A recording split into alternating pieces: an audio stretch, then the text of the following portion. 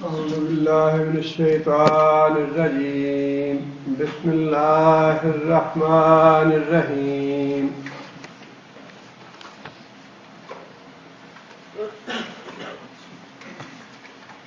الم ترى کیا تو نے دیکھا کیا تو نے غور کیا الی الذین ان لوگوں کی طرف قیل لہم جنہیں کہا گیا کفو روک لو ایدیکم اپنے ہاتھ واقیموا الصلاۃ اور نماز قائم کرو وآتوا الزکاۃ اور زکوٰۃ دو فلما پس جب کتبہ لکھا گیا فرض کیا گیا علیہم القتال ان کے اوپر قتال یا جنگ کرنا اذا فریق منہم ان میں سے ایک گروہ یخشون الناس ڈرنے لگا لوگوں سے کخشیت اللہ جس طرح ڈرنا چاہیے اللہ سے او اشد خشیہ یا اس سے بھی زیادہ سختی کے ساتھ۔ اس میں اللہ تعالیٰ نے دو باتیں ارشاد فرمائی ہیں۔ پچھلی آیات میں اللہ نے جہاد کے بارے میں احکام دیے ہیں اور یہاں اللہ تعالیٰ نے یہ بات ارشاد فرمائی کہ مکی زندگی میں بعض لوگ جہاد کی اجازت طلب کرتے تھے نبی صلی اللہ علیہ وسلم سے۔ حضرت عبد الرحمن بن عوف بھی انہی میں سے تھے۔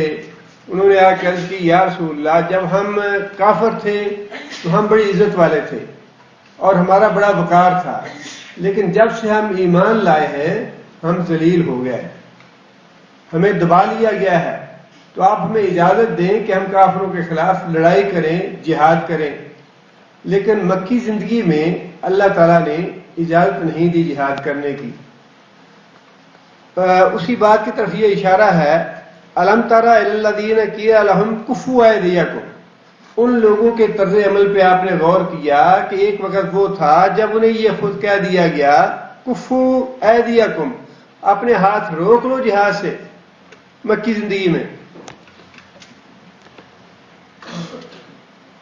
اب اس سے دو باتیں بڑی اہم ہیں اس میں۔ ایک بات تو یہ کہ جتنی بھی مکی صورتیں ہیں ان میں کسی بھی صورت میں یہ حکم لکھا ہوا موجود نہیں ہے۔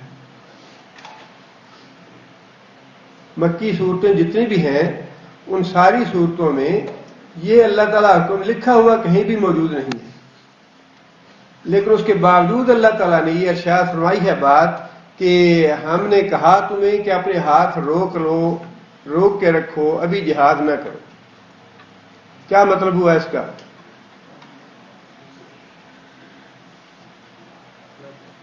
اس کا مطلب یہ ہے کہ اللہ تعالیٰ نے نبی صلی اللہ علیہ وسلم کو یہ حکم دیا اس بات کا کہ مکی زندگی میں آپ نے جہاد نہیں کرنا، لیکن وہ حکم قرآن مجید میں کتابت نہیں کروایا گیا، جس کا مطلب یہ ہے کہ قرآن مجید کی وحی کے علاوہ بھی ایک وحی ایسی تھی جس کو کتابت تو نہیں کروایا گیا، لیکن نبی صلی اللہ علیہ وسلم کے پاس احکام آتے تھے اللہ کی طرف سے۔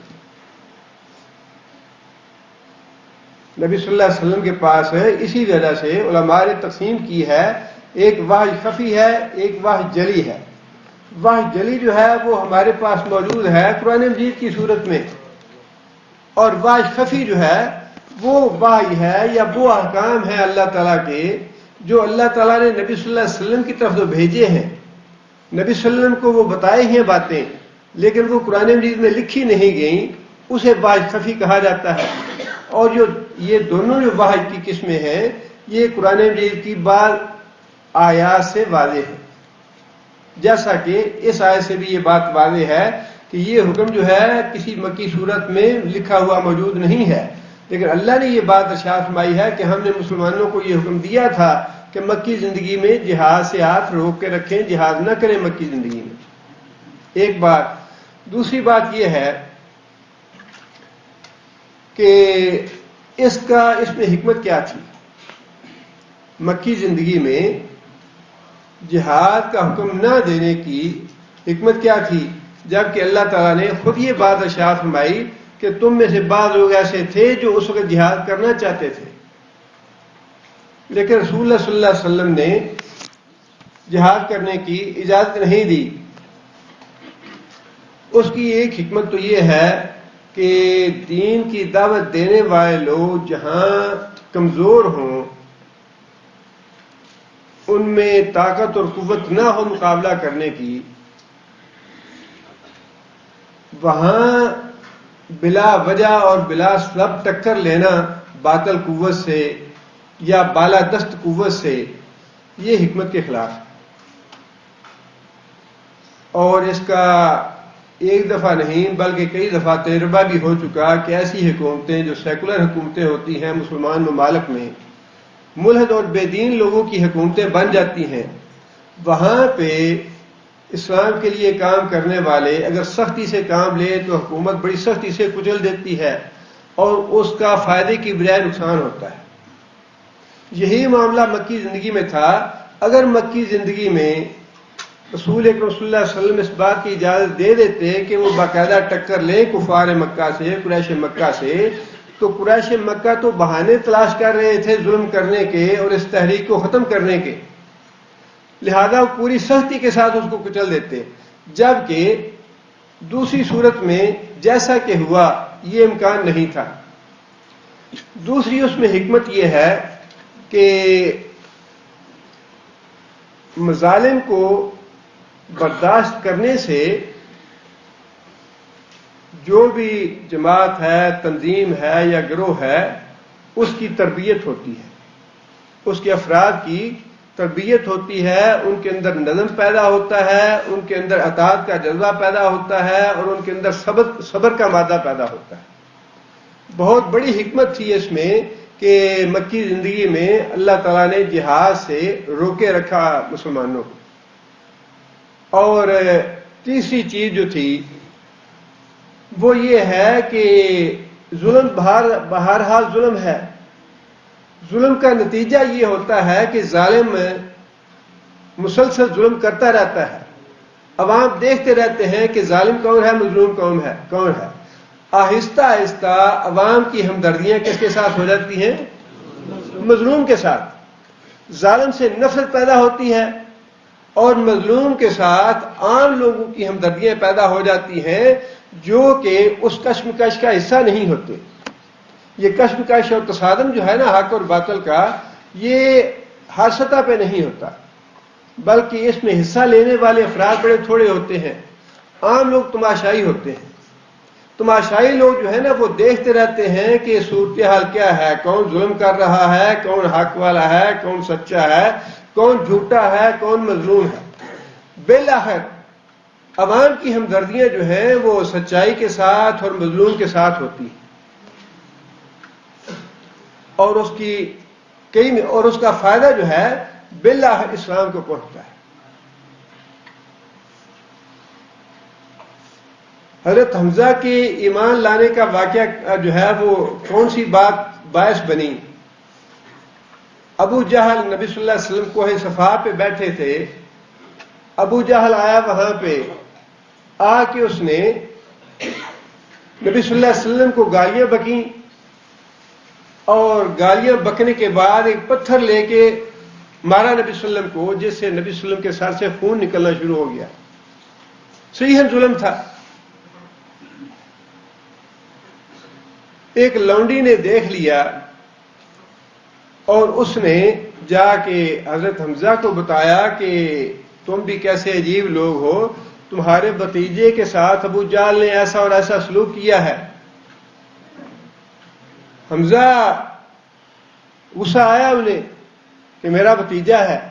وہی بات ہے کہ قدرتی طور پہ ظلم جس کے ساتھ بھی ہو، مظلوم کی ہمدردی جو ہے وہ عام لوگوں کے ساتھ ہی ہوتی ہے، مظلوم کے ساتھ عام لوگوں کی ہمدردی ہوتی ہے۔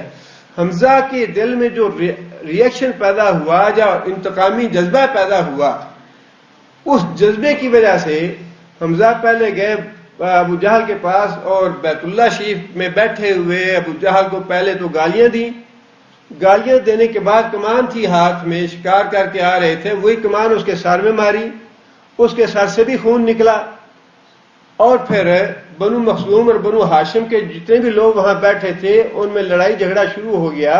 لڑائی جھگڑا شروع ہوا تو اس نے ابو جہل نے خود یہ بات کہی کہ بھائی چھوڑ دو، میں نے زیادتی کی ہے، ظالم کو پتہ ہوتا ہے وہ زیادتی کر رہا ہے. اور حضرت مرزا نے یہ بات کہی کہ تم نے میرے بھتیجے کو مارا ہے، جو کرنا ہے کر لو، میں بھی اس کے دین پہ ہوں. یہ بات حضرت حمزہ کی اس وقت محض انتقاماً تھی، لیکن اللہ تعالیٰ نے ان کا سینہ بعد میں کھول دیا اور وہ مکمل طور پہ صحیح معنوں میں رسول اکرم صلی اللہ علیہ وسلم پہ ایمان لے آئے. اور بالکل ایسا ہی معاملہ 3 دن کے بعد حضرت عمر مسلمان ہوئے، اور ان کا معاملہ بھی ایسے ہی تھا کہ بے درے مارا اپنی بہن کو بھی اور اپنے بہنوئی کو بھی. اسی مار کی وجہ سے اب ایک ظالم ہے، دوسرا مظلوم ہے. خود ظالم کے اپنے دل میں بھی یہ خیال پیدا ہوتا ہے کہ میں یہ ظلم کیوں کر رہا.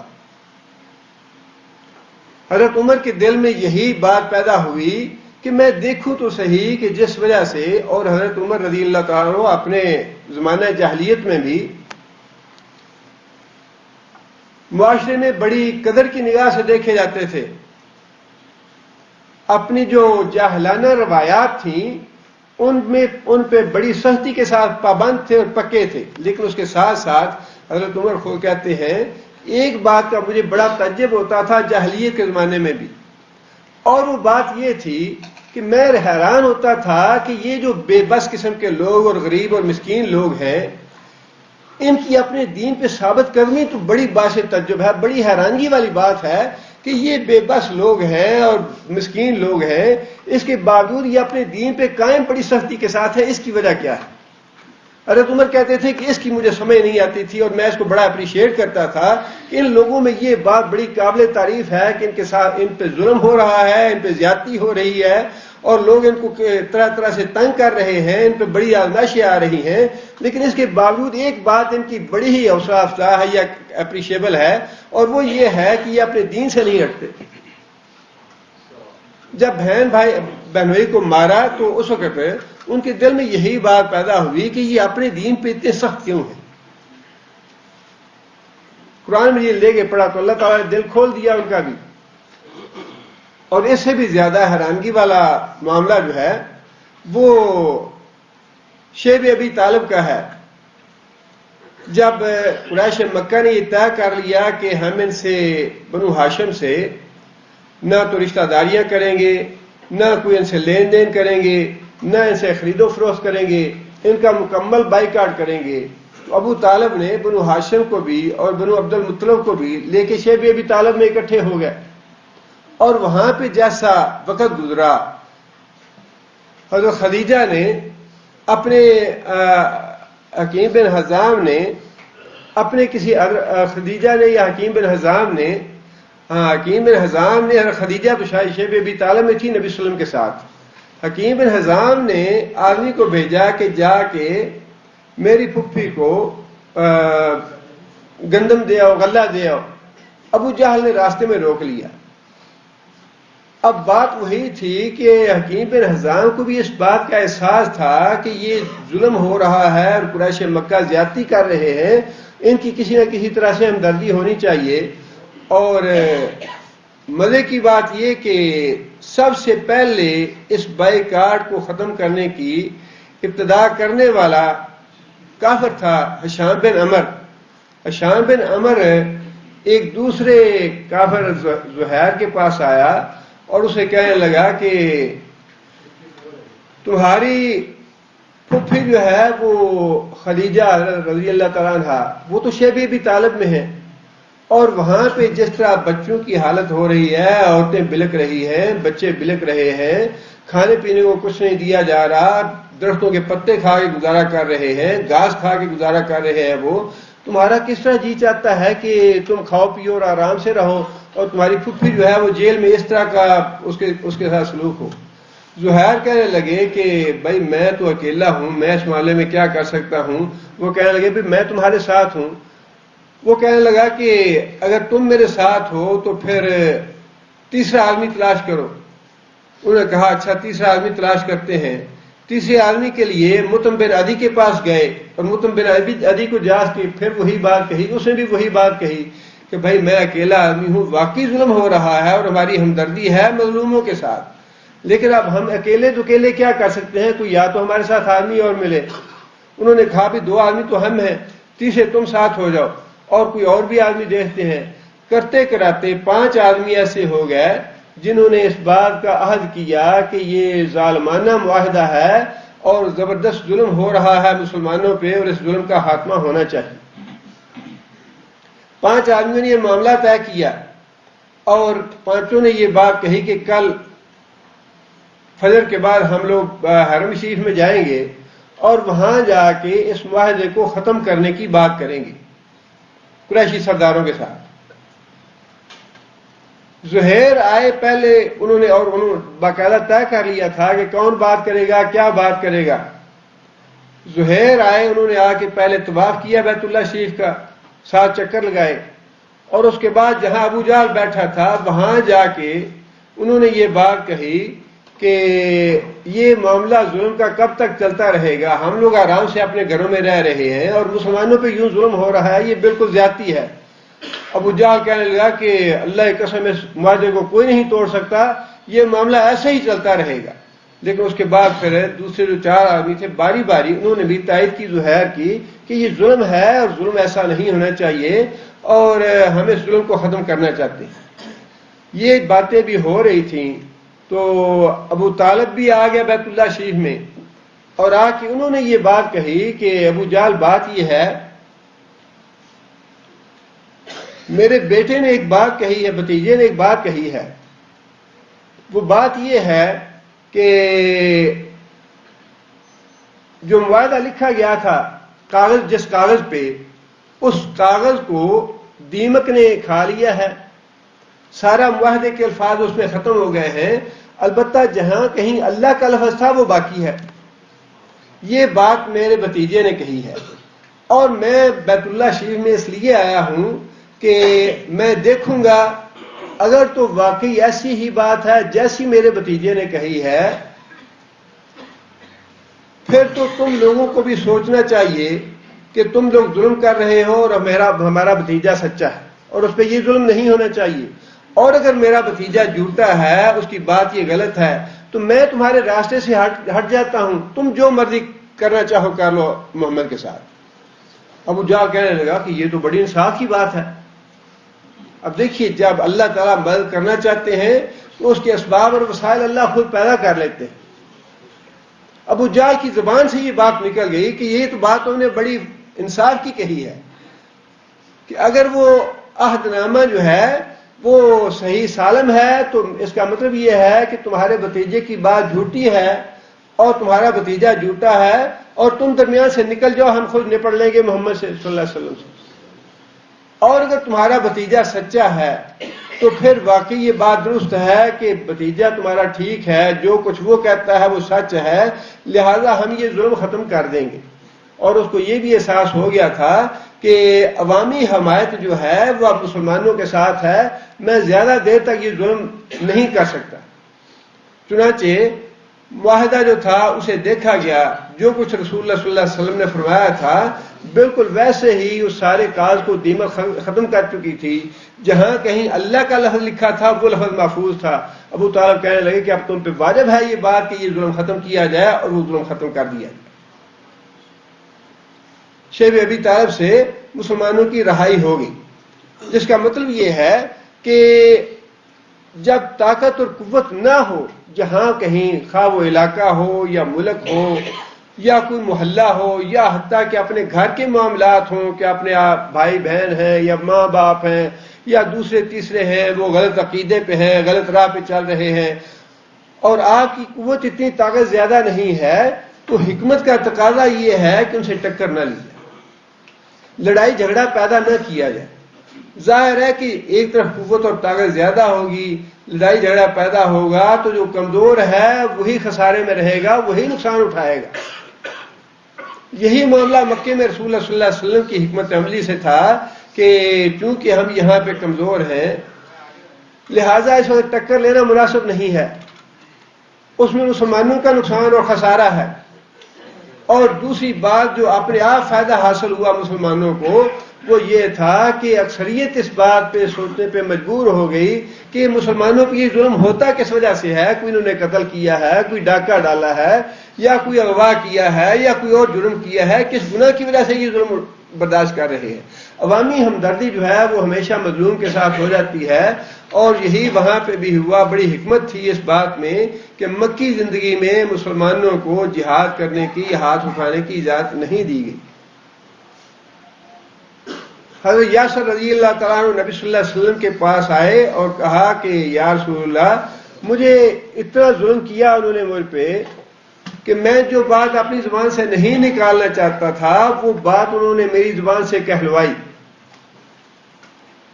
آپ کو برا بھلا کہنے کے لیے یا آپ کا انکار کرنے کے لیے. نبی صلی اللہ علیہ وسلم نے صرف اتنی بات پوچھی کہ تمہارے دل کی کیفیت کیا ہے. یاسر کہنے لگے یا رسول اللہ, میرا دل تو ایمان پہ مطمئن ہے. فرمایا کہ اگر اطمینان ہے تمہیں اپنے ایمان پہ تو پھر آئندہ بھی اگر کوئی ایسی بات تم سے کہلوانا چاہیں تو جان بچانے کے لیے آئندہ بھی ایسی بات کہہ دینا. یہ تھی تربیت مکہ میں جب مسلمانوں کی طاقت نہیں تھی, مسلمان کمزور اور بے بس تھے, اور اس میں بڑی حکمت تھی, اس میں فائدہ تھا مسلمانوں کا.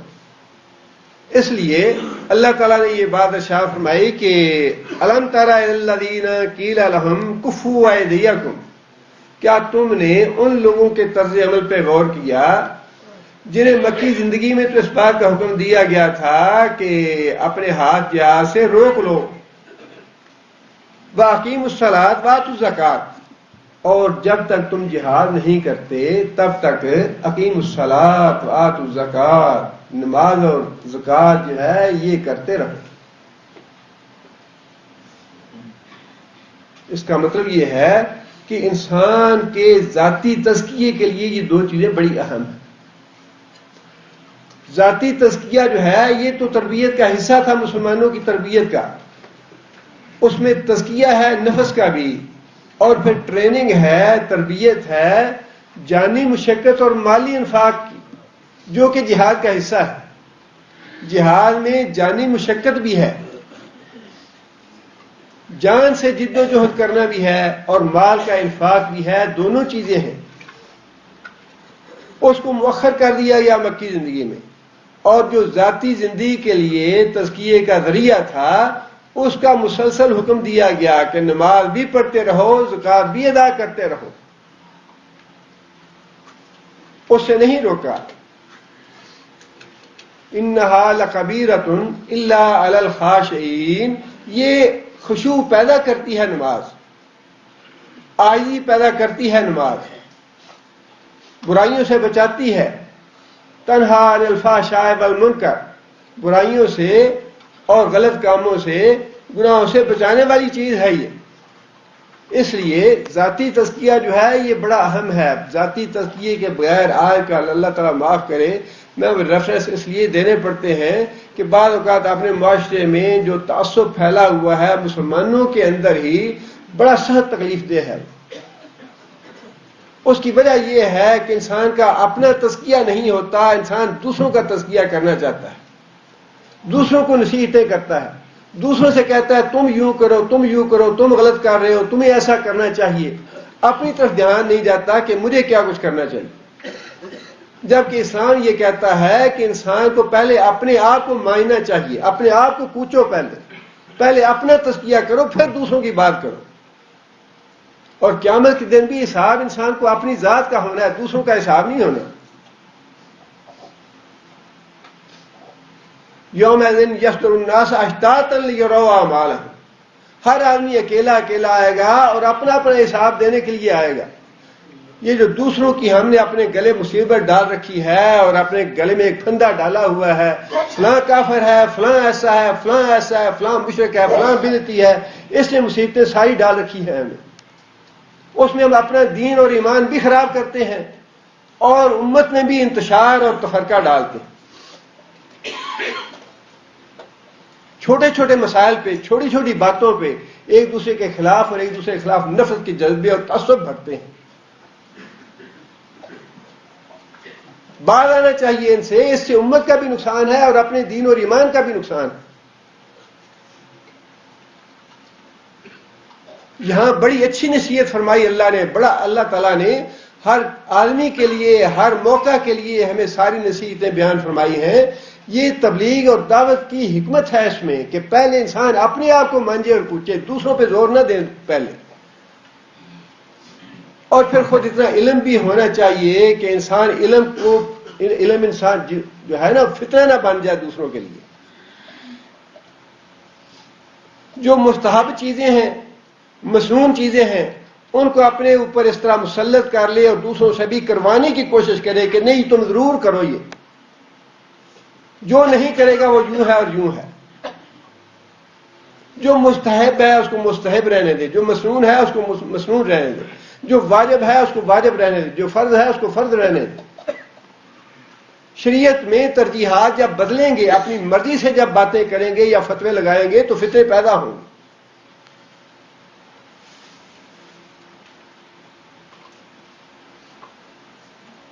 اس لیے یہ مکی زندگی کا اور مدنی زندگی کا جو سیرت ہے اور جو حالات ہیں اور واقعات ہیں، جو تاریخ ہے، اس کو بڑے غور و فکر سے اس کا مطالعہ کرنا چاہیے۔ جہاد سے ہاتھ روکا، جہاد سے ہاتھ روکنے کے بعد فرمایا کہ نماز اور زکوٰۃ ادا کرتے رہو، اس سے تمہاری ذات کا، تمہارے نفس کا، تمہارا اپنا تزکیہ ہوگا۔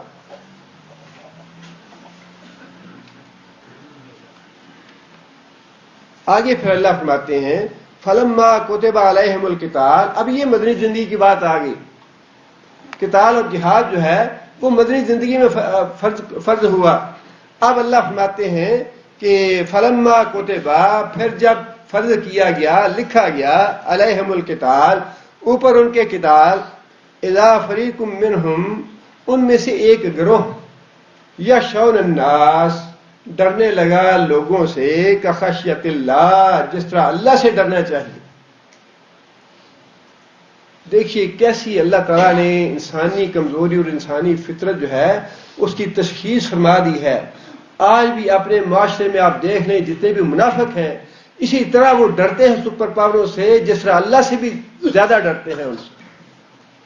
ہمارا رزق بند کر دیں گے، ہمارا کھانا پانی بند کر دیں گے، ہمارا جینا دوبھر کر دیں گے، ہمارے لیے مسائل اور مشکلات پیدا کریں گے، ہم کہاں جائیں گے، کہاں سے کیسے زندگی بسر ہوگی، ہماری بائیکاٹ ہو جائے گا۔ یہ ساری زندگی اللہ فرماتے ہیں کہ جو منافق ہیں یا جن کا ایمان کمزور ہے، ضعیف الایمان ہے، فرمایا کہ جب جہاد کا حکم دے دیا گیا، پہلے جہاد کا مطالبہ کرتے تھے، لیکن جب جہاد کا حکم دے دیا گیا تو پھر کافروں سے اور مشرکوں سے اس طرح ڈرنا شروع کر دیا جس طرح اللہ سے ڈرنا چاہیے مومن کو، مسلمان کو۔ اور اس کے یہ دلیلیں تو بڑی ہوتی ہیں، شیطان بڑی دلیلیں سجھا دیتا ہے۔ جب تک ٹیکنالوجی برابر سرابر کی نہ ہو، جب تک وہ برابر کی نہ ہو، جب تک تو ہونا نہیں چاہیے۔ جب اللہ نے حکم دے دیا، جب اللہ نے اجازت دے دی، جب تک مصلحت اور حکمت تھی اللہ نے خود روک کے رکھا، اور جب اللہ نے اجازت دے دی، جب اللہ کے رسول نے حکم دے دیا، تو اس کا مطلب یہ ہے کہ اب فی الواقع صحیح وقت ہے، ٹھیک وقت ہے جہاد کرنے کا کافروں کے ساتھ۔ او اشد خشیہ، بلکہ جتنا اللہ سے ڈرنا چاہیے اس سے بھی زیادہ ڈرنے لگے کافروں سے۔ وقالو، اور کہنے لگے، اور یہ کہنا ضروری نہیں کہ زبان سے ہی ہو، بلکہ سوچ کا بھی اس سے ہو سکتا ہے کہ انہوں نے دل میں سوچا، دل میں کہا، ربنا لما کتبت علینا القتال، ربنا اے ہمارے پروردگار، لما کتبت، کیوں تو نے لکھا، کیوں تو نے فرض کیا، علینا اوپر ہمارے، القتال قتال کو، جہاد کو، لولا اخرتنا، کیوں نہ ہمیں مہلت دی، الی اجل قریب، تھوڑا سا اور وقت، یعنی تھوڑی مدت اور گزر جاتی، تھوڑا وقت اور آسانی سے گزر جاتا۔ ایک نفسیاتی فرق یہ تو بہرحال ہوتا ہے کہ جب انسان کے اوپر ظلم ہو رہا ہو تو اس وقت انسان کا ری ایکشن جو ہے وہ اور طرح کا ہوتا ہے۔ جب وہ ظلم تھوڑا کم ہو جائے، آدمی تھوڑا ریلیکس ہو جائے تو جذبات اور طرح کے ہو جاتے ہیں۔ یہی معاملہ تھا بعض لوگوں کے ساتھ کہ جب مکہ میں تھے اور ظلم ہو رہا تھا تو ظلم سہنا مشکل ہو گیا، اس اس وقت جی یہی چاہتا تھا کہ یا مرے اور یا مار دیں، لیکن مدینہ جانے کے بعد تھوڑا سا مسلمانوں کو اس بات کا احساس ہو گیا کہ اب جان تو بچ گئی ہے، اب کچھ سکون آ گیا ہے، کوئی سانس لینے کا موقع مل گیا ہے۔ اب اس وقت بعض لوگوں کے کچھ جو جذبات تھے وہ تھوڑے ٹھنڈے پڑ گئے، اس لیے اللہ نے فرمایا کہ وہاں جا کے مدینہ میں جب جہاد کا حکم دیا تو پھر یہ سوچ پیدا ہو گئی، سب میں نہیں چند ایک میں، اللہ نے بھی خود یہ بات ارشاد فرمائی، فریق منہم، سارے نہیں ایسے تھے بلکہ بعض ہر درجے کے لوگ سارے ایک جیسے نہیں ہوتے، ان میں بعض قوی بھی ہوتے ہیں، بعض کمزور بھی ہوتے ہیں، ضعیف ہوتے ہیں، بعض کے جذبات زیادہ ہوتے ہیں، بعض کے جذبات کم ہوتے ہیں، ہر درجے کے لوگ ہوتے ہیں۔ اس لیے اللہ نے یہ فرمایا کہ منہم، ان میں سے، اور اس سے واضح طور پہ منافق بھی مراد ہو سکتے ہیں۔ تھوڑی دیر اور ہمیں مہلت کیوں نہ دی؟ قل، اے محمد صلی اللہ علیہ وسلم آپ کہیے، متاع الدنیا قلیل، یہ جو دنیا کے مزے ہیں، دنیا کی رنگینی ہے، دنیا کی عیش و عشرت ہے، متاع قلیل، یہ تو بہت تھوڑی ہے، والآخرۃ خیر، اور آخرت ہی اچھی ہے، لمن اتقی، واسطے اس کے جو اللہ سے ڈر جائے، ولا تظلمون فتیلا، اور تمہارے اوپر قیامت کے دن ذرہ برابر بھی ظلم نہیں ہوگا۔ اب جہاد کے حوالے سے اللہ تعالیٰ نے یہ بات دنیا اور آخرت کا مقابلہ کیا ہے کہ دنیا جو ہے یہ تو بڑی تھوڑی ہے، اس کے مقابلے میں آخرت باقی رہنے والی ہے۔ اس کی وجہ یہ ہے کہ جہاد میں تو جان جانی ہے اور اسی سے ڈر لگتا ہے، پیسہ دینا بھی اتنا مشکل نہیں ہے، لیکن جان دینی جو ہے وہ اس سے کہیں زیادہ مشکل ہے۔ کہیں جان بچ جائے، تھوڑی زندگی اور بسر کر لیں، لیکن یہ انسان کو علم ہونے کے باوجود دھوکہ لگا رہتا ہے، 4 دن اور زندہ رہ لے تو وہ بھی اچھا ہے، تھوڑی زندگی اور مل جائے تو اچھا ہے، تھوڑی زندگی، حالانکہ یہ پتہ ہے کہ جو وقت اللہ نے لکھا ہے اسے ایک لمحہ بھی آگے نہیں جانا۔ اللہ تعالیٰ نے یہ جو مقابلہ کیا اس میں ایک بات تو اللہ تعالیٰ نے خود یہ ارشاد فرما دی کہ متاع قلیل، دنیا کی جو نعمتیں ہیں یہ بہت ہی تھوڑی ہیں ان نعمتوں کے مقابلے میں جو جنت میں تمہیں ملنے والی ہیں۔ جنت کی میں نعمتیں جو ہیں وہ لا محدود ہیں، بے حساب ہیں، لا مقطوعۃ ولا ممنوعہ، اتنی نعمتیں ہیں، نہ تو ختم ہونے والی ہیں اور نہ کوئی تمہیں روک ٹوک کرے گا۔ دنیا کی نعمتیں اتنی قلیل ہیں کہ جس کے پاس بہت زیادہ نعمتیں ہیں، بہت زیادہ وسائل ہیں، اسے بھی دل میں یہ دھڑکا لگا ہی رہتا ہے، کہیں پیسے ختم نہ ہو جائے، کہیں کوئی بیماری ایسی نہ لگ جائے سارے پیسے نکل جائیں، کوئی ڈاکہ نہ پڑ جائے، کوئی اور نقصان نہ ہو جائے۔ دنیا کی نعمت ہونے کے باوجود یہ قلیل۔ اور پھر فرمایا کہ دنیا کی نعمتیں جو ہیں یہ عارضی ہیں، یہ بہرحال فنا ہونے والی ہے۔ جنت کی نعمتیں فنا ہونے والی نہیں، دنیا کی نعمتیں فنا ہونے والی ہیں، آخرت کی نعمتیں فنا ہونے والی نہیں۔ اور پھر اس اعتبار سے بھی دنیا اور آخرت کا کوئی مقابلہ نہیں کہ دنیا کی نعمتیں جو ہیں وہ حاصل ہوں بھی ان کے ساتھ بھی کوئی نہ کوئی پریشانی ضرور لگی رہتی ہے۔ دنیا کی نعمتوں کے ساتھ جہاں پھول ہے وہاں کانٹے، یہ تو دنیا کا اصول ہے۔ پیسہ بہت آ گیا تب بھی فکر کہ یہ پیسہ کیسے خرچ کریں، کہاں خرچ کریں، ڈاکہ نہ پڑ جائے، کوئی مجھے لوٹ نہ لے، کوئی ہتھیار نہ لے، اس کے ساتھ بھی پریشانی۔ اور اگر پیسہ نہیں ہے تو اس کے ساتھ بھی پریشانی۔ نعمتیں ہیں تو پھر ان کے ساتھ بھی کوئی نہ کوئی پریشانی ضرور ہے۔ اللہ تعالیٰ نے ایسا تو کسی کو رکھا نہیں کہ ساری کی ساری نعمتیں اسے دے اللہ تعالیٰ اور اس کو کوئی تکلیف نہ ہو، کوئی پریشانی نہ ہو۔ ڈھیروں پیسہ ہے، کروڑوں کا مالک ہے، لیکن صبح و شام سوائے دوائیوں کے کھا کچھ نہیں سکتا۔ یہ بھی نہیں کھانا، وہ بھی نہیں کھانا، یہ بھی نہیں، یہ بھی منع ہے، یہ بھی منع ہے، یہ بھی منع ہے، بس صرف یہ دوائیاں کھا لیا کرو۔ ہیں نعمتیں ساری، لیکن اس کے باوجود انسان نعمتوں کے استعمال سے محروم ہے۔ جنت میں یہ نہیں ہوگا کہ انسان کی نعمتوں کے ساتھ کوئی پریشانی لاحق ہو. جنت کی نعمتیں جو ہیں وہ پریشانیوں سے پاک اور صاف ہیں. جیسی نعمت انسان چاہے گا، جتنی نعمت چاہے گا اس کو میسر ہوگی. اس لیے اللہ تعالیٰ نے یہ بات ارشاد فرمائی کہ اگر تم عقل سے کام لو تو جو متقی لوگ ہیں، اللہ سے ڈرنے والے، جس طرح اللہ سے ڈرنے کا حق ہے، کافروں اور مشرکوں سے نہ ڈرنے والے، اور پھر آخرت کو ترجیح دینے والے، دنیا کو قلیل اور عارضی سمجھنے والے، فرمایا ان کے لیے آخرت بہتر ہے دنیا کی زندگی سے. مومن آدمی کی نگاہ جو ہے وہ آخرت پہ ہونی چاہیے. اور نبی صلی اللہ علیہ وسلم نے یہی بات ارشاد فرمائی. نبی صلی اللہ علیہ وسلم سے صحابہ نے پوچھا یا رسول اللہ عقل مند آدمی کون ہے؟ فرمایا عقل مند آدمی وہ ہے جو اپنے قبر کی تیاری کرے. عقل مند آدمی وہ نہیں ہے جو ڈھیروں ریال اور ڈالر اکٹھے کر لے اور اس کا پیٹ نہ بھرے. بڑا فتنہ ہے مال، بڑا فتنہ ہے. اپنی ضرورت سے خواہ کتنا ہی کیوں نہ انسان 1000 گنا بھی زیادہ کیوں نہ اکٹھا کر لے، پھر بھی خواہ یہی ہوتی ہے کہ مرد دم تک جو آتا ہے وہ آتا ہی ہے.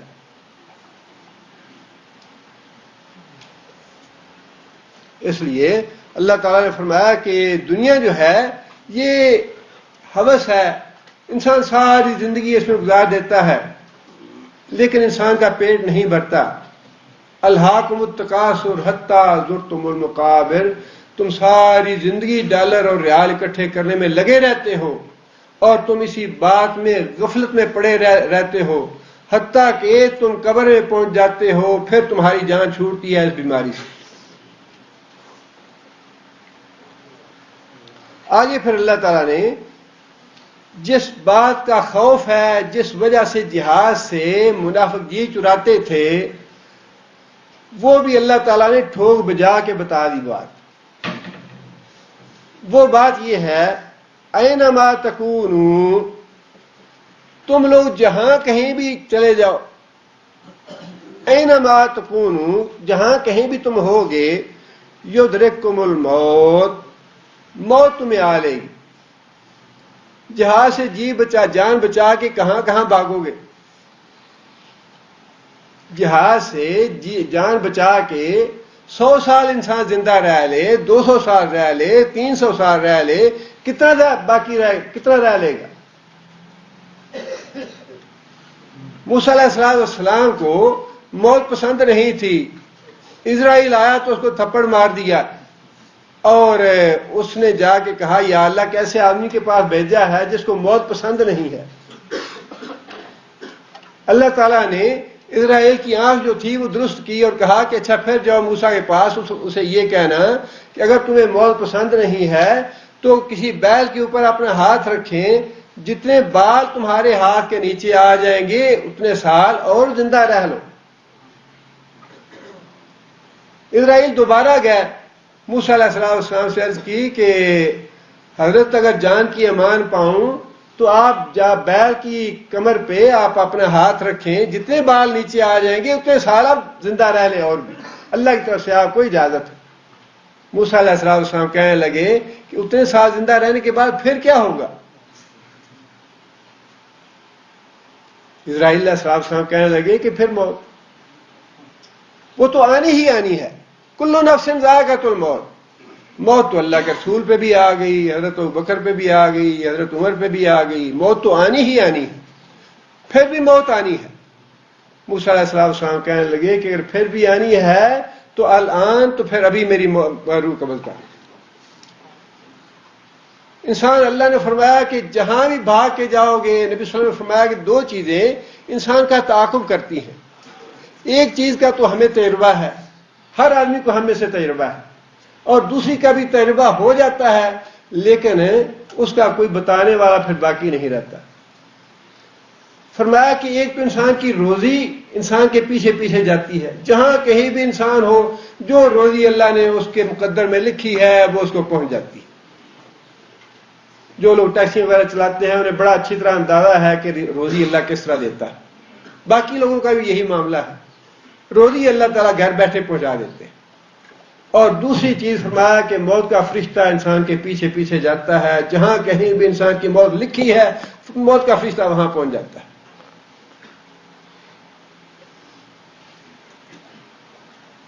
حضرت سعد بن معاذ مدنی تھے، اپنے قبیلے کے سردار، اور امیہ بن خلف قریشی سردار تھا، دونوں کی آپس میں دوستی تھی۔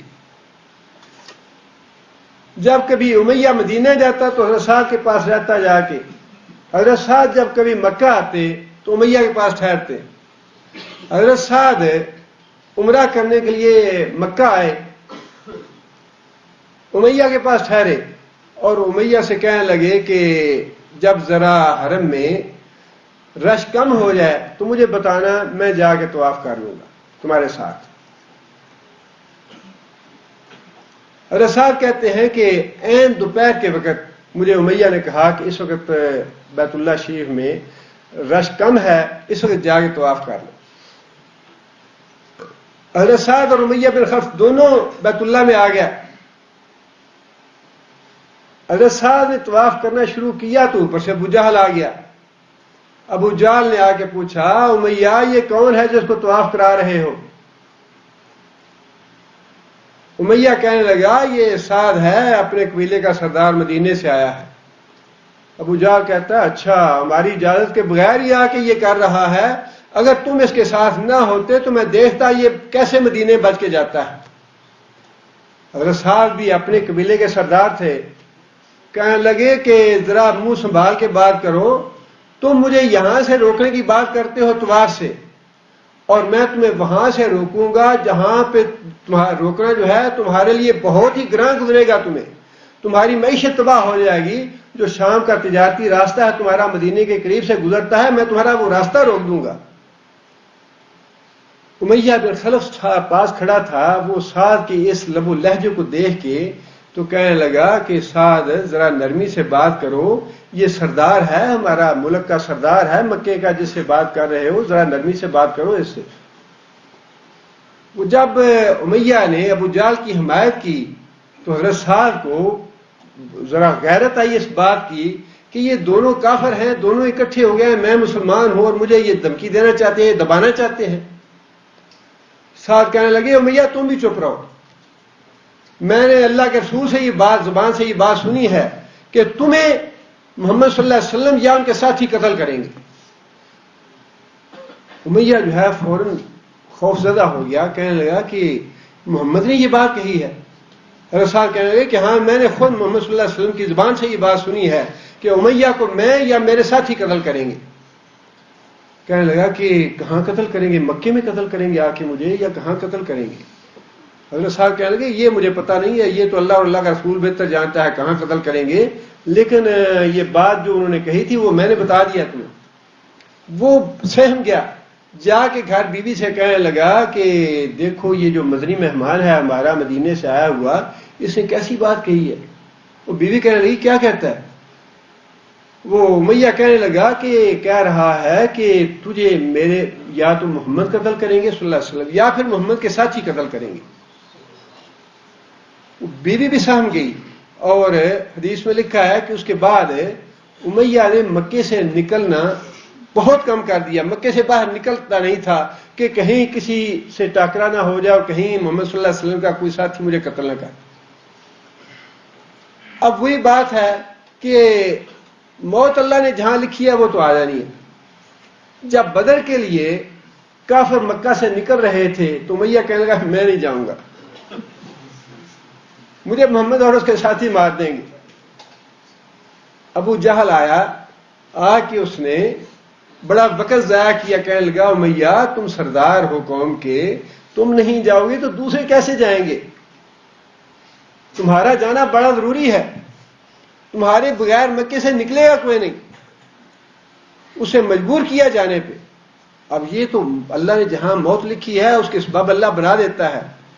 ابو جہل نے اتنا مجبور کیا اس کو، اتنا دبایا اس کو کہ امیہ جانے پہ تیار ہو گیا، کہنے لگا میرا دل تو نہیں کرتا جانے کو، لیکن اب تم مجھے مجبور کر رہے ہو تو میں تمہارے کہنے پہ جاتا ہوں۔ گیا بدر میں، اور وہی ہوا جس سے وہ بچ رہا تھا کہ محمد اور محمد کے ساتھی کہیں مجھے قتل نہ کر دیں۔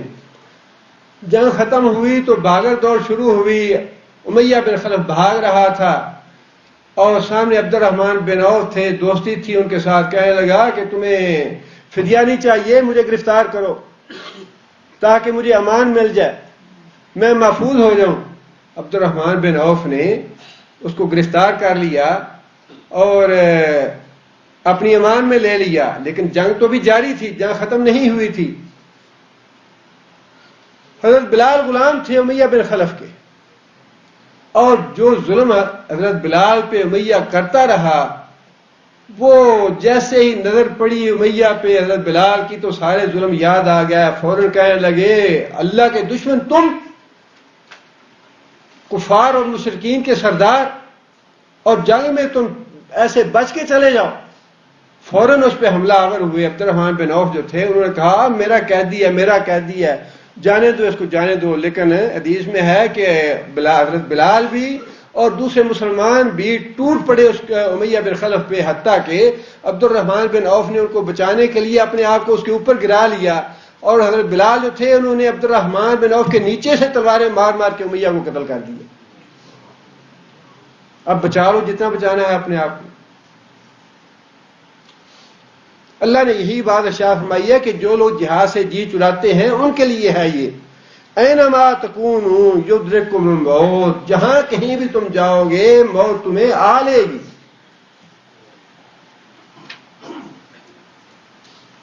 ابو لہب نے اپنے دونوں بیٹوں سے کہلوا کے نبی صلی اللہ علیہ وسلم کی بیٹیوں کو طلاق دلوائی۔ ان میں سے عتیبہ جو تھا اس نے نبی صلی اللہ علیہ وسلم سے بڑی گستاخی کی، نبی صلی اللہ علیہ وسلم کے چہرہ مبارک پہ تھوکنے کی کوشش کی۔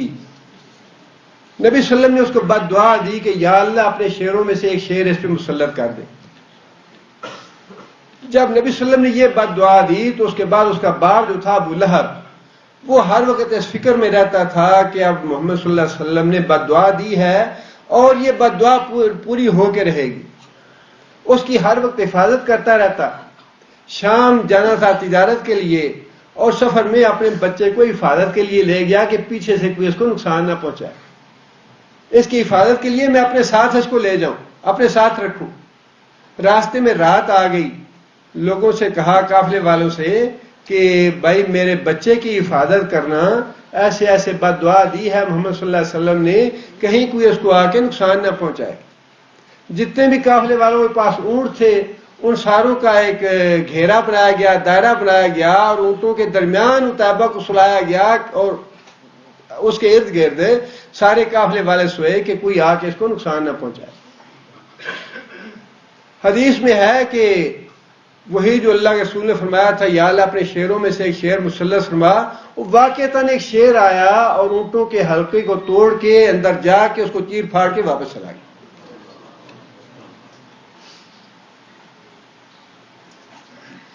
اللہ نے یہ بات ارشاد فرمائی ہے منافقوں کے لیے، اس کی مثالیں بھی اللہ نے بتا دی ہیں، تاریخ میں مثالیں موجود ہیں اس کو کہ جتنا بھی موت سے جی چرانا چاہتے ہو چرا لو۔ موت جہاں فضا میں موت لکھی ہے فضا میں آ جائے گی، سمندر میں لکھی ہے سمندر میں آ جائے گی، کسی سڑک پہ مرنا لکھا ہے ایکسیڈنٹ پہ سڑک پہ انسان کو موت آ جائے گی۔ موت سے تو انسان جان بچا نہیں سکتا، ہر آدمی نے مرنا ہے۔ اس لیے عقل کی بات یہی ہے کہ موت کے لیے انسان ہر وقت تیار ہے۔ عقل مند وہی ہے جو نبی صلی اللہ علیہ وسلم نے فرمایا کہ جو قبر کی تیاری کرتا ہے وہ ہے عقل مند۔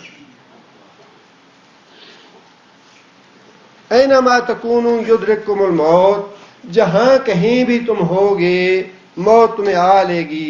ولو کنتم فی بروج مشیدہ، خواہ تم مضبوط قلعوں کے اندر ہی کیوں نہ ہو، اپنی کتنی بھی حفاظت کر لے انسان، فرشتوں نے تو قبر کے اندر بھی پہنچ جانا ہے، یہ دنیا کے قلعوں میں تو پھر بھی کوئی دروازہ تو ہوتا ہی ہے۔ جہاں کوئی دروازہ نہیں ہوگا، مٹی ساری کی ساری اوپر ڈال دی جاتی ہے، ہوا کے لیے کوئی جگہ نہیں ہوتی گزرنے کی، فرشتے نے تو وہاں بھی پہنچ جانا ہے۔ بعض بیوقوف اس طرح کے بھی ہوتے ہیں، ایک آدمی نے گھر میں کتا رکھ لیا اس لیے کہ جی ہم نے سنا ہے کہ جہاں کتا ہوتا ہے وہاں فرشتہ نہیں آتا، فرشتے سے بچ جائیں گے، ہم موت نہیں آئے گی۔ وہ کہنے لگا کہ تمہاری جو ہے نا جان وہ قبض کرے گا جو کتے کی روح قبض کرے گا۔ کسی فرشتے نے کتے کی روح بھی تو قبض کرنی ہے نا. جو فرشتہ کتے کے لیے آئے گا وہی تمہارے لیے بھی آئے گا. جان بچائے کہاں جائے گا انسان. فرمایا کہ خواہ تم پکے قلعوں میں بھی چلے جاؤ تب بھی موت سے نہیں بچو گے. آگے اللہ فرماتے ہیں منافقوں کا حال یہ ہے وَإِن تُصِبْهُمْ حَسَنَةٌ اگر ان کو کوئی بھلائی پہنچتی ہے یقولوا هَذِهِ مِنْ عِنْدِ اللَّهِ یہ تو اللہ نے ہمیں دی ہے. اگر منافق جو ہیں کسی غزوے میں ساتھ چلے گئے دھوکہ دے کے وہاں پہ مال غنیمت مل گیا اسے کچھ حصہ آ گیا مالی فائدہ ہو گیا تو اللہ فرماتے ہیں کہ پھر یہ منافق کہتے ہیں کہ ہاں جی اللہ نے مہربانی کی ہم پہ اللہ نے فضل کیا ہمیں بھی حصہ مل گیا. وَإِن تُصِبْهُمْ سَيِّئَةٌ اور اگر کوئی تکلیف آتی ہے کوئی پریشانی آ جاتی ہے یقولوا تو پھر یہ منافق کہتے ہیں هَذِهِ مِنْ عِنْدِكَ هَذِهِ مِنْ عِنْدِكَ کار سے مراد کون ہے؟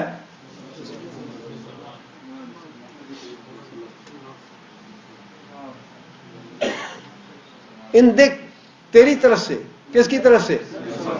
محمد صلی اللہ علیہ وسلم کی طرف. یہ محمد صلی اللہ علیہ وسلم کی توہین کرنے کے لیے ہونا تو یہ چاہیے اگر کوئی خیر اور بھلائی ملے مال غنیمت ملے تو اس وقت بھی یہ کہیں کہ یا رسول اللہ آپ نے بڑی اچھی پلاننگ کی تھی آپ نے بڑی اچھی تدبیر کی تھی بڑی قوت سے آپ نے کام کیا آپ کے مہربانی سے آپ کی تدبیر سے ہمیں یہ فائدہ حاصل ہو گیا.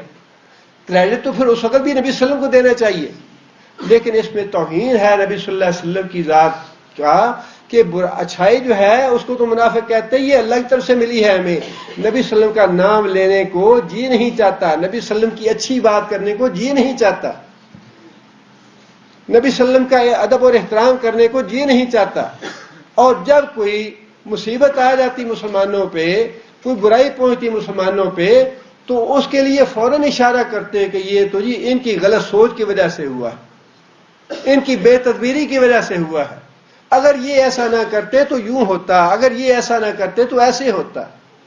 فرمایا کہ یہ منافق کا حال ہے کہ وہ نبی صلی اللہ علیہ وسلم کے بارے میں ایسی سوچ رکھے کہ اگر بھلائی ہے اس میں اللہ کے رسول اللہ صلی اللہ علیہ وسلم کا نام نہ لے نبی صلی اللہ علیہ وسلم کا ادب اور احترام نہ کرے یا نبی صلی اللہ علیہ وسلم کو کریڈٹ نہ دے اور جب کوئی بری بات ہو جائے تو اس کا کریڈٹ یا اس کا اشارہ جو ہے فوراً اللہ کے رسول کی طرف کر دے کہ یہ تکلیف اور یہ مصیبت جو ہے یہ تو ہمیں نبی صلی اللہ علیہ وسلم کی وجہ سے آئی ہے. آگے اللہ فرماتے ہیں کل اے محمد صلی اللہ علیہ وسلم آپ کہہ دیجئے کل من عند اللہ ہر چیز جو ہے وہ اللہ ہی کی طرف سے آتی ہے. یہ ہے تقدیر پہ ایمان والی بات. انسان کی مقدر میں جو لکھا ہے اگر کوئی بھلائی لکھی ہے تو وہ بھی تقدیر میں لکھی ہے اور اگر کوئی رنج اور دکھ لکھا ہے وہ بھی تقدیر میں لکھا ہے اور وہ سارے کا سارا اللہ کی طرف سے ہے. اللہ کی طرف رجوع کرے. مومن کا آدمی کا کام یہ ہے کہ جب تکلیف اور مصیبت آئے تو اللہ کی طرف رجوع کرے اور جب خیر اور بھلائی آئے تو اللہ کا شکر ادا کرے. اللہم اجعلنی صبورا واجعلنی شکورا یہی زندگی کے دو پہلو ہیں. انسان صابر بھی ہو شاکر بھی ہو. جب تکلیف اور مصیبت آئے تو انسان صبر سے کام لے اور جب اللہ تعالیٰ کی نعمتیں ہیں اللہ فضل کرے تو اللہ کا شکر ادا کرے. آگے فرمایا کہ فما لہؤلاء القوم لا یکادون یفقہون حدیثا. فما پس کیا ہے ہؤلاء القوم ان لوگوں کو کیا بیماری ہے ان لوگوں کو کیا کسر ہے ان لوگوں کو کیا حالت ہے ان لوگوں کی یا کیسی سوچ ہے ان لوگوں کی. لا یکادون نہیں قریب آتے یفقہون کہ سمجھ پائیں حدیثاً کوئی بات. اللہ فرماتے ہیں کہ ہم ہر طرح سے اپنی بات سمجھانے کی کوشش کرتے ہیں انہیں ہر طرح سے ہم نے آیتیں سمجھائی ہیں. بالا کا صرفنا الآیات ہم بار بار پھرا کے کبھی کسی طریقے سے کبھی کسی طریقے سے کبھی کسی طرح کوئی ایسے سمجھ جائے کوئی ایسے سمجھ جائے. ہر طریقے سے ہم نے بات سمجھانے کی کوشش کی اور یہ نصیحت کا بڑا ہی پیارا اور بڑا اچھا انداز ہے، کوئی اس میں ڈانٹ ڈپٹ نہیں ہے، کوئی اس میں توہین نہیں ہے، کوئی کسی قسم کی نقص والی بات نہیں ہے۔ بھئی ان لوگوں کو کیا ہو گیا کہ یہ ہماری بات سمجھتے کیوں نہیں؟ ہمارے ہؤلاء القوم، ان لوگوں کو کیا ہے کہ یہ بالکل بات نہیں سمجھتے۔ آگے پھر اللہ تعالیٰ نے یہ بات ارشاد فرمائی، ما اصابک من حسنۃ فمن اللہ۔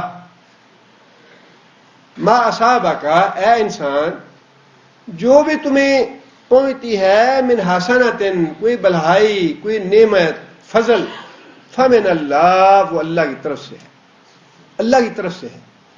اللہ کی طرف سے کا مطلب کیا ہے؟ ایک مطلب تو یہ ہے کہ وہ اللہ نازل کرتا ہے، ایک مطلب یہ ہے وہ اللہ تعالی بلا حساب محض اپنے فضل سے ہمیں دیتا ہے، اپنے فضل سے۔ مطلب اس کا یہ ہے کہ اگر انسان یہ کہے جی میں نے اتنی عبادت کی تھی، میں نے اتنی ریاضت کی ہے، اس کے بدلے میں یہ اللہ نے مجھے دیا ہے، تو یہ دھوکہ ہے انسان کا۔ میں نے اتنی نیکیاں کی ہیں، میں نے اتنا صدقہ خیرات کیا ہے، میں نے اتنے لوگوں کو پرورش کی ہے، یتیموں کے سر پہ ہاتھ رکھا، بیواؤں کے سر پہ ہاتھ رکھا، میری اتنی نیکیاں ہیں، اتنا کچھ میں نے کیا ہے، تب یہ مجھے ملا ہے۔ فرمایا کہ یہ دھوکہ ہے، یہ جھوٹی بات ہے۔ سچی بات یہ ہے کہ انسان ساری زندگی بھی اللہ کی عبادت کرتا رہے تو صرف وہ نعمتیں جو ہمارے جسم کے اندر ہمیں اللہ نے دی ہیں، آنکھیں دی ہیں، کان دیے ہیں، زبان دی ہے، دل دیا ہے، دماغ دیا ہے، ان میں سے کسی ایک کا بھی ہم احسان اللہ کا نہیں اتار سکتے۔ ہماری ساری زندگی کی عبادت جو ہے کسی اللہ کی ایک نعمت کا بھی بدل نہیں بن سکتی۔ اور وہ حدیث میں بھی اللہ کے رسول نے فرمایا ہے کہ حاکم کی حدیث ہے، ایک آدمی نے اپنے آپ کو بالکل فارغ کر لیا دنیا کے جھنجھٹ سے، بال بچوں سے، گھر بار سے، جنگل میں جا کے بیٹھ گیا، وہاں اللہ تعالیٰ نے چشمہ پانی کا اس کے لیے پیدا کر دیا، اور جنگل کے پھل جو تھے انہیں کھا کے وہ گزارا کرتا، 24 گھنٹے اللہ کی عبادت کرتا رہا۔ 24 گھنٹے عبادت کرنے کے بعد اس نے یہ سمجھ لیا کہ میں نے تو ساری زندگی وقف کر دی اللہ کی عبادت کے لیے، میں نے اللہ کا حق ادا کر دیا ہے۔ قیامت کے دن جب حساب کتاب ہونے لگا تو اللہ تعالیٰ فرمائیں گے کہ اچھا میرے اس بندے کو میری رحمت سے اور میرے فضل سے جنت میں بھیج دو، میری رحمت سے اور میرے فضل سے جنت میں بھیج دو۔ وہ بندہ کہے گا کہ یا اللہ میں نے تو ساری زندگی کوئی گناہ نہیں کیا، کوئی غلط کام نہیں کیا، میں نے بال بچوں کا جھنجھٹ چھوڑ دیا، گھر بار چھوڑ دیا، اور اپنے آپ کو وقف کر لیا تیری عبادت کے لیے، 24 گھنٹے میں تیری عبادت میں لگا رہا، میں نے تو اپنا کھانا پینا تک نہیں خود تیار کیا، پانی پی لیتا تھا چشمے سے اور پھل ول کھا لیتا تھا، تو اس کے باوجود یا اللہ میں تیری رحمت سے ہی جنت میں جاؤں گا۔ فرمایا کہ اللہ فرمائیں گے کیا تو حساب کتاب دے کے جنت میں جانا چاہتا ہے؟ اس آدمی کی بدبختی اس پہ غالب آ جائے گی اور وہ کہے گا ہاں یا اللہ میں حساب کتاب کر کے جنت میں جانا چاہتا ہوں۔ اللہ فرمائیں گے کہ اس کی ساری زندگی کی عبادت جو ہے وہ ایک ترازو کے پلڑے میں رکھ دو اور اس کی ایک آنکھ دوسرے پلڑے میں رکھ دو۔ فرشتے اس کی ساری زندگی کے نیک اعمال ایک پلڑے میں رکھیں گے اور اللہ تعالیٰ کی دی ہوئی ایک آنکھ ایک پلڑے میں رکھیں گے۔ آنکھ والا پلڑا جو ہے وہ بوجھل ہو جائے گا، اس کی ساری نیکیاں ہلکی ہو کے اوپر اٹھ جائیں گی۔ فرمایا کہ اس کو جہنم میں بھیج۔ مطلب یہ ہے کہ انسان کو جو اللہ نے نعمتیں دے رکھی ہیں اس زندگی میں وہی اتنی ہے کہ انسان ساری زندگی اللہ کی عبادت کرتا رہے تو اللہ تعالیٰ ان نعمتوں کا حق ادا نہیں کر سکتا۔ اب ان نعمتوں کے علاوہ جو اللہ نے ہمیں دے رکھی ہیں، 2 آنکھیں دی ہیں، 2 کان دیے ہیں، دل دیا ہے، دماغ دیا ہے، ہاتھ دیے ہیں، پاؤں دیے ہیں، ان نعمتوں کے علاوہ جو اللہ نے ہمیں نعمتیں دے رکھی ہیں وہ سارے کا سارا زائد ہے، وہ سارے کا سارا اضافہ ہے۔ اور یہ ہے مطلب شاید کا ما اصابک من حسنۃ فمن اللہ، جو تمہیں بھلائی ملتی ہے، جو نعمتیں ملتی ہیں، جو اللہ تعالیٰ نے تمہیں گھر بار دیے، یہ سارا اللہ کے فضل سے ہے۔ یہ تم نے کچھ نہیں کیا، اس میں تم نے کوئی حق ادا نہیں کیا ان نعمتوں کا، یا تمہارا استحقاق نہیں تھا، تم حقدار نہیں کہہ سکتے اپنے آپ کو، بلکہ یہ تو بعد اللہ کا فضل ہے کہ اللہ تعالیٰ نے تمہیں یہ ساری نعمتیں دے رکھی ہیں۔ اور جب اللہ کے رسول یہ بات ارشاد فرما دیں کہ میں بھی اللہ کی رحمت کے بغیر جنت میں نہیں جا سکتا، تو پھر اس کے بعد اور کون سی بات رہ جاتی ہے؟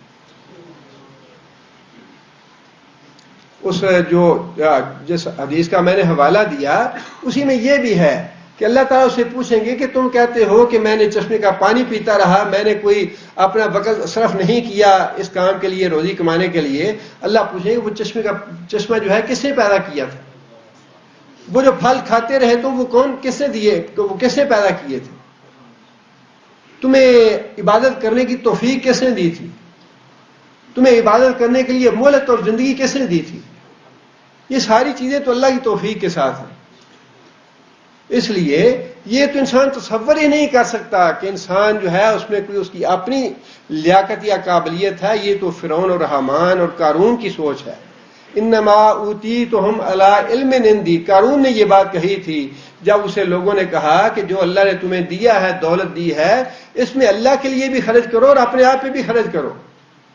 اس نے یہ بات کہی تھی انما اوتیتہ علی علم عندی، کہ یہ تو میں نے اپنی ڈگریوں سے حاصل کی ہے، اپنی قابلیت سے اور اپنی جد و جہد سے اور اپنی محنت اور مشقت سے میں نے مال کمایا ہے، اس میں اللہ کا کون سا حصہ آ گیا؟ یہ قارون کی سوچ ہے، مسلمان کی سوچ نہیں ہے یہ۔ اور آگے یہ فرمایا کہ وما اصابک من سیئۃ، اور جو کوئی تمہیں برائی پہنچتی ہے، تکلیف آتی ہے، دکھ آتا ہے، رنج آتا ہے، فمن نفسک، فمن نفسک کیا معنی؟ وہ تمہاری اپنی خباثتوں، اپنی کرتوتوں اور اپنے گناہوں کی وجہ سے آتی ہے۔ بڑی واضح اور صاف اور بڑا قانون اور ضابطہ بتا دیا اللہ تعالیٰ نے۔ خیر اور بھلائی اللہ کی طرف سے ہے، اس لیے اللہ کے سارے صفاتی نام جو ہیں وہ بھلائی والے ہیں۔ للہ الاسماء الحسنی، سارے کے سارے اچھے نام ہیں، اور سارے کے سارے صفاتی نام اللہ کے اچھے ہی ہیں جن سے انسان کو خیر اور برکت ہی حاصل ہوتی ہے۔ اللہ کے ناموں میں سے کوئی بھی ایسا نام نہیں جس میں بری صفت پائی جاتی ہے۔ اللہ ظالم نہیں ہے، اللہ گمراہ کرنے والے نہیں ہیں، اللہ زیادتی کرنے والے نہیں ہیں۔ کوئی بھی ایسا نام اللہ کا نہیں ہے جس میں برائی کا پہلو ہو۔ اللہ کے تمام صفاتی ناموں میں اچھائی کے پہلو ہیں، اس لیے خیر اور بھلائی اللہ کی طرف سے ہے۔ اور جو ہمیں تکلیف آتی ہے، جو دکھ آتا ہے، جو رنج آتا ہے، جو بیماری آتی ہے، جو پریشانیاں آتی ہیں، وہ کس وجہ سے ہے؟ من نفسک، وہ ہمارے اپنے کرتوتوں کی وجہ سے ہے، اپنے گناہوں کی وجہ سے ہے، اپنی غلطیوں کی وجہ سے ہے، اللہ اور اللہ کے رسول کی نافرمانی کی وجہ سے ہے۔ اور اس بات کی اللہ تعالیٰ نے بہت سی جگہ پہ وضاحت فرمائی ہے، وَمَنْ أَعْرَضَ عَنْ ذِكْرِي فَإِنَّ لَهُ مَعِيشَةً ضَنْكًا، جو آدمی ہماری یاد سے منہ موڑے گا، ہمارے قرآن سے منہ موڑے گا، ہمارے نماز سے منہ موڑے گا، ہمارے مسائل اور احکام سے منہ موڑے گا، فَإِنَّ لَهُ مَعِيشَةً ضَنْكًا، میں اس کو دنیا میں تکلیف دہ زندگی بسر کراؤں گا۔ وَلَنُذِيقَنَّهُم مِّنَ الْعَذَابِ الْأَدْنَىٰ دُونَ الْعَذَابِ الْأَكْبَرِ لَعَلَّهُمْ يَرْجِعُونَ، قیامت کے عذاب سے پہلے پہلے دنیا میں لوگوں کو ہم مختلف عذاب چکھاتے رہتے ہیں، لَعَلَّهُمْ يَرْجِعُونَ، تاکہ وہ اللہ کی طرف رجوع کریں، اللہ سے مانگیں، اللہ کے آگے توبہ اور استغفار کریں، اللہ کے آگے جھک جائیں، اللہ کی فرما برداری اختیار کریں۔ یہ بڑا ضابطہ بتا دیا زندگی بسر کرنے کا، پوری زندگی کے لیے یہ ضابطہ ہے کہ جو تکلیفیں ہیں، پریشانیاں ہیں، بیماریاں ہیں، یہ ہماری ہاتھوں کی پیدا کرتا ہے، ہماری اپنی وجہ سے ہیں۔ اللہ کسی کو تکلیف دے کے، دکھ دے کے خوش نہیں ہوتے۔ اللہ تو چاہتے ہیں کہ میرے بندے حیات طیبہ بسر کریں، پاکیزہ اور صاف ستھری زندگی بسر کریں، لیکن اللہ صاحب یہ بھی چاہتے ہیں کہ لوگ میرے فرما بردار بن کے رہیں، جو کچھ میرا رسول کہتا ہے اس کی اطاعت کریں، اس کی بات مانیں۔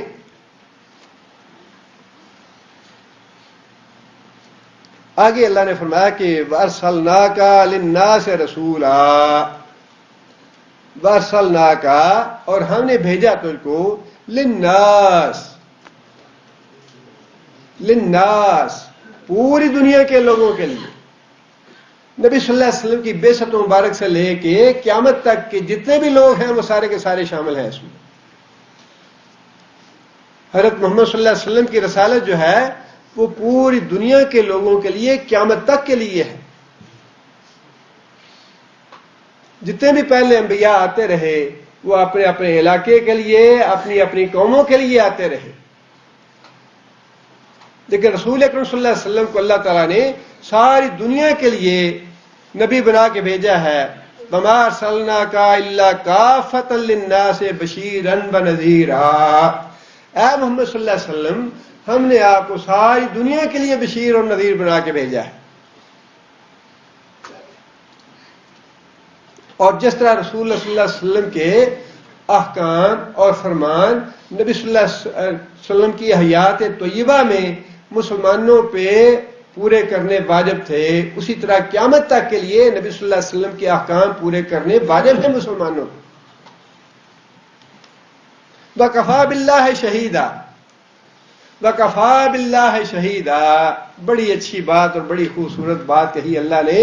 اللہ فرماتے ہیں نبی صلی اللہ علیہ وسلم کی رسالت کے لیے ساری دنیا انکار کر دے، ساری دنیا میں سے کوئی بھی گواہی نہ دے کہ یہ اللہ کے رسول ہے، اللہ فرماتے ہیں میں گواہی دیتا ہوں یہ میرا رسول ہے۔ وَكَفَى بِاللَّهِ شَهِيدًا، رسول اللہ صلی اللہ علیہ وسلم کی رسالت کے لیے اللہ کی گواہی کافی ہے۔ ساری دنیا منکر ہو جائے، ساری دنیا یہ کہے کہ یہ قاتل تھا، یہ دہشت گرد تھا، یہ فلاں تھا، یہ شہوت پرست تھا، جھوٹا تھا، شاعر تھا، مجنون تھا، جو مرضی کہتے رہے، بکواس کرتے رہے، اللہ فرماتے ہیں کہ اے محمد صلی اللہ علیہ وسلم تمہاری رسالت کی گواہی دینے کے لیے میں خود کافی ہوں، میں گواہی دیتا ہوں کہ تم میرے رسول۔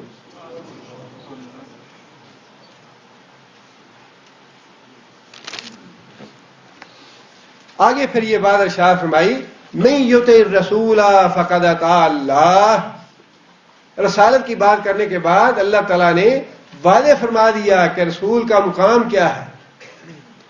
اللہ نے خود یہ نہیں بتانا آ کے ہمیں کہ تم اپنی زندگی میں یہ کام کرو، اللہ نے خود آ کے نہیں بتانا ہمیں، اللہ نے آ کے نہیں بتانا کہ نماز کیسے پڑھو، اللہ نے آ کے نہیں بتانا ہمیں کہ حج کیسے کرنا ہے، اللہ نے آ کے ہمیں مسائل نہیں بتانے، بلکہ اللہ تعالیٰ نے اپنا جو دین ہے وہ پہنچانے کے لیے، وہ باتیں بتانے کے لیے محمد صلی اللہ علیہ وسلم کو اپنا نمائندہ، اپنا رسول، اپنا پیغام بنا کے بھیجا کہ جاؤ محمد صلی اللہ علیہ وسلم جا کے بندوں کو میری مرضی کے مطابق، میرے پیغام کے مطابق زندگی کا سلیقہ سکھاؤ، زندگی کیسے بسر کرے لوگ۔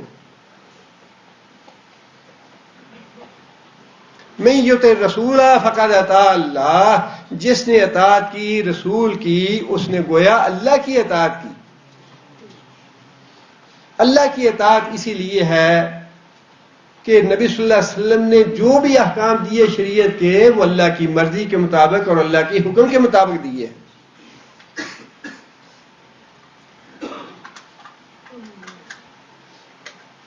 صحابہ کرام نے نبی صلی اللہ علیہ وسلم سے یہ بات پوچھی، یا رسول اللہ جو بھی آپ زبان سے کلمہ نکالتے ہیں کیا ہم وہ لکھ لیا کریں؟ رسول آپ کبھی غصے میں ہوتے ہیں، کبھی خوشی میں ہوتے ہیں، کبھی آدمی نارمل ہوتا ہے، کبھی انسان جذبات میں ہوتا ہے۔ اللہ کے رسول نے فرمایا کہ اس اللہ کی قسم جس نے مجھے حق کے ساتھ بھیجا ہے میری زبان سے حق کے علاوہ کوئی بات نہیں نکلتی، میں جو بھی بات کرتا ہوں زبان سے وہ لکھ لیا کرو۔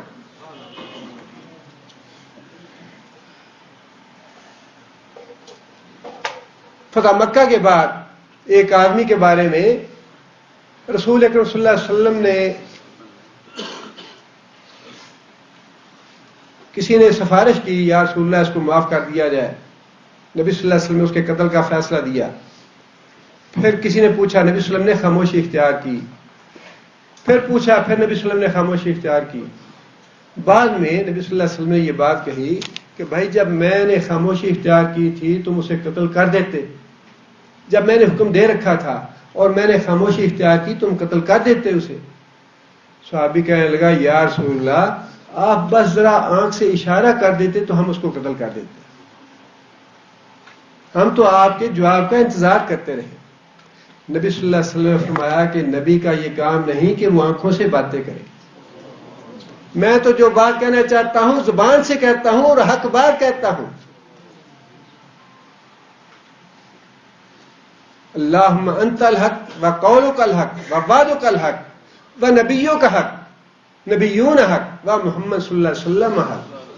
محمد صلی اللہ علیہ وسلم کی زبان مبارک سے جو بات نکلتی ہے، جو محمد صلی اللہ علیہ وسلم کا عمل سے بات ثابت ہے، وہ حق ہی حق ہے، اسی ہی کی پیروی۔ اور یہ چیز جو ہے درجہ امت میں کسی اور کا نہیں ہے۔ لوگ ایسے ہی جھگڑا کرتے ہیں جی تقلید کا مسئلہ سمجھاؤ، مسئلے تو اللہ نے سارے واضح کر دیے۔ شریعت میں، دین میں کسی کا ہے یہ مقام؟ معصوم عن الخطا اگر کوئی ہے تو وہ بھی رسول اللہ صلی اللہ علیہ وسلم کی ذات ہے۔ وما ينطق عن الهوى ان هو الا وحی یوحی کا مقام اگر کسی کا ہے تو اللہ کے رسول کا۔ آپ امام ابو حنیفہ کا انکار کر دیں، امام مالک کا انکار کر دیں، امام حنبل کا انکار کر دیں، امام شافعی کا انکار کر دیں، ابن تیمیہ کا انکار کر دیں، ابن قیم کا انکار کر دیں، امام بخاری کا انکار کر دیں، جتنے مرضی اماموں کا انکار کر دیں، آپ کے دین میں فرق نہیں آئے گا۔ صرف اتنا کوئی کہے گا کہ بڑا جاہل آدمی ہے، اس کو اتنا پتہ نہیں ہے کہ امام بخاری کون تھے یا امام مالک یا امام ابو حنیفہ کون تھے، اتنی بات کوئی زیادہ سے زیادہ کہے گا تو اتنی ہی بات کہے گا۔ لیکن کوئی اپنی زبان سے یہ تو کہہ کے دیکھے کہ مجھے پتہ نہیں محمد صلی اللہ علیہ وسلم کون ہے، یا انکار کر کے دیکھے۔ بڑا فرق ہے، زمین آسمان کا فرق ہے۔ اللہ کا رسول آسمانوں پہ ہے، امام ابو حنیفہ امام مالک زمین پہ، 7ویں آسمان سے اوپر محمد صلی اللہ علیہ وسلم گئے ہیں، اور امام مالک امام شافعی ابھی تو زمین میں ہے، وہ تو آسمانوں پہ نہیں گیا، کوئی بھی نہیں گیا، کوئی جا بھی نہیں سکتا۔ اگر کوئی دوسرا جاتا ہے تو پھر رسول اللہ صلی اللہ علیہ وسلم کی جو رسالت ہے وہ تو ختم ہو گئی۔ جس طرح اللہ تعالیٰ اپنی توحید میں، اپنی ذات میں، اپنی صفات میں واحد ہے، اسی طرح اللہ کا رسول بھی اپنی رسالت میں واحد ہی ہے۔ اللہ کے رسول کا بھی کوئی شریک نہیں ہے۔ اس لیے فرمایا کہ من یطع الرسول فقد اطاع اللہ، جس نے اطاعت کی اللہ کے رسول کی، اس نے گویا اللہ کی اطاعت کی۔ ومن تولی، اور جس نے منہ موڑ لیا رسول اللہ صلی اللہ علیہ وسلم کی اطاعت سے، فما ارسلناک علیہم حفیظا، تو اللہ فرماتے ہیں کہ اے محمد صلی اللہ علیہ وسلم آپ کو پریشان ہونے کی ضرورت نہیں، آپ کو فکر مند ہونے کی ضرورت نہیں کہ لوگوں نے منہ کیوں موڑ لیا۔ ساری دنیا بھی منہ موڑ لے تو اے محمد صلی اللہ علیہ وسلم آپ کو فکر مند ہونے کی، پریشان ہونے کی ضرورت نہیں ہے۔ ہم نے آپ کو لوگوں پہ نگران بنا کے نہیں بھیجا، داروغہ بنا کے نہیں بھیجا، منوانے والا بنا کے نہیں بھیجا۔ جو مانتا ہے مانے، جو نہیں مانتا جائے جہنم میں۔ لڑائی جھگڑے والی بات ہی نہیں ہے۔ دیکھیں نا، جب اللہ تعالیٰ نے نبی صلی اللہ علیہ وسلم کے بارے میں بڑا سیدھا سیدھا ایک بتا دی بات، اس لیے لڑائی جھگڑا کرنا تو ہمیں بھی نہیں چاہیے مسائل پہ اور احکام پہ اور چھوٹی چھوٹی باتوں پہ۔ بھئی جو مانتا ہے، جو اصل بات ہے، جو کتاب و سنت کی بات ہے، اللہ اور اللہ کے رسول کی بات ہے، وہ پہنچا دیں، اس کے بعد جھگڑا کرنے کی ضرورت نہیں ہے۔ ہم کسی پہ نگران، اگر اللہ کے رسول کسی پہ نگران نہیں، اللہ کے رسول کسی کے لیے داروغہ نہیں ہے، تو پھر ہماری کیا حیثیت ہے کہ ہم زبردستی منوائیں دوسروں سے؟ کوئی نہیں مانتا نہ مانے۔ نہ جھگڑا کرنے کی ضرورت ہے، نہ فتوے لگانے کی ضرورت ہے، نہ قتل و قتال کی ضرورت ہے۔ آج یہ جتنی بھی دہشت گردی، قتل و قتال اگر کہیں ہے، اگرچہ یہ اس میں زیادہ جو عنصر ہے وہ تو یہود و نصارہ کی سازشوں کا ہے، لیکن اگر کہیں کوئی عنصر ہے ایسا تو وہ شدت پسندی ہے، انتہا پسندی ہے، جس کی اسلام تو کبھی تعلیم نہیں دیتا۔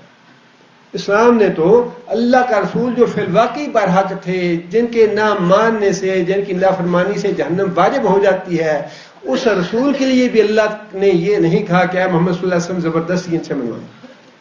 بلکہ فرمایا کہ زبردستی کرنے کی ضرورت نہیں، آپ پریشان تک نہ ہوں، کوئی مانے تو مانے، نہ مانے تو نہ مانے. اور یہ ہمارے لیے بھی بڑے اچھے اسباق ہیں. جو لوگ دین کا کام کرنا چاہتے ہیں، دین کی دعوت دینا چاہتے ہیں، دین کے لیے جدوجہد کرنا چاہتے ہیں، جو پہلے بھی اللہ تعالیٰ نے مکی دور کے حوالے سے باتیں بتائیں وہ بھی، اور جو یہ آخر میں بات ارشاد فرمائی وہ بھی. سبحان ربک رب العزت عما یصفون وسلام علی المرسلین والحمد للہ رب العالمین. ڈاکٹر صاحب